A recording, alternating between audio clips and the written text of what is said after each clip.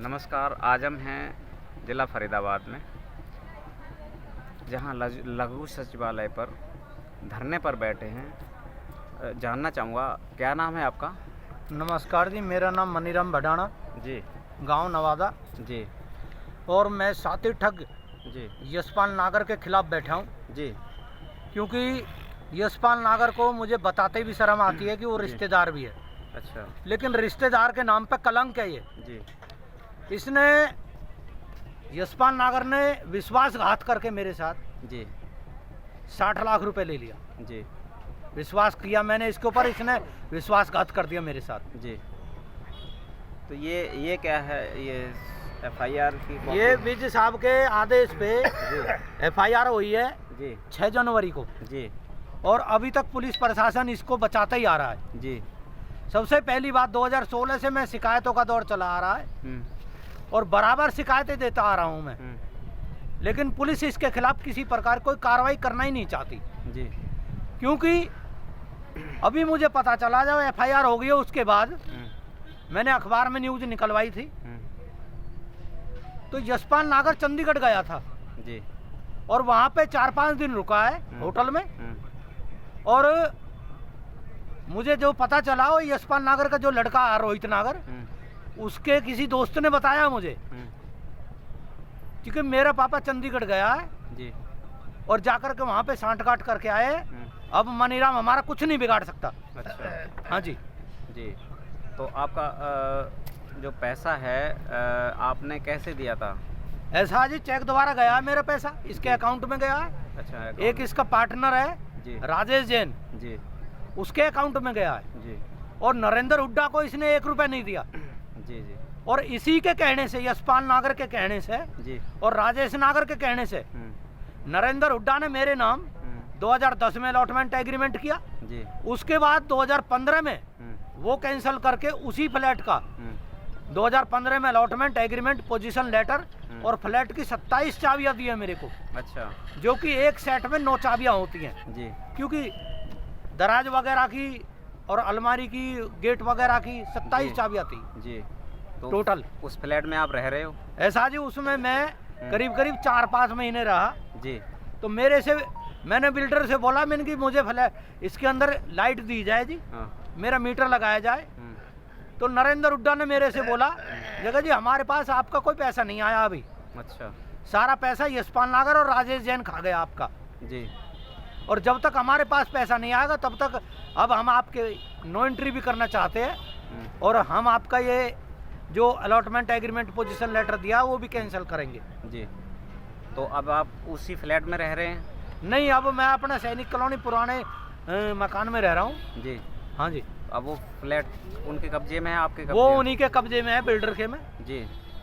तो अब आप क्या चाहते हैं? मैं चाहता हूँ जी यशपाल नागर मेरा 60 लाख रुपए वापस करे, जी और वापस नहीं करेगा हाँ और प्रशासन से, क्योंकि प्रशासन से तो उम्मीद नहीं है मुझे जी कि इसके खिलाफ कोई कार्रवाई करेगी, जी तो इसलिए मैं प्रशासन से ना कह करके यशपाल नागर से आपके चैनल के द्वारा ये कहना चाहता हूँ, मैं अंतिम सांस तक अपनी लड़ाई लड़ूंगा और धरने पे तब तक बैठा रहूंगा जब तक मेरा 60 लाख रुपए वापस नहीं कर देता। बाबा जी समर्थन में बैठे हैं जी। क्या कहना चाहोगे ऐसी व्यवस्था के चलते, जो पूरे जिलाधीश यहाँ पे बैठते हैं, उनके दरवाजे पे बैठे हो, न्याय मांगने आए हो?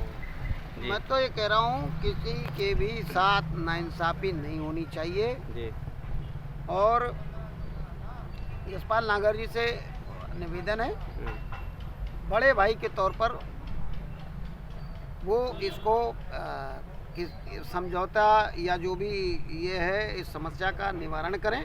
जी।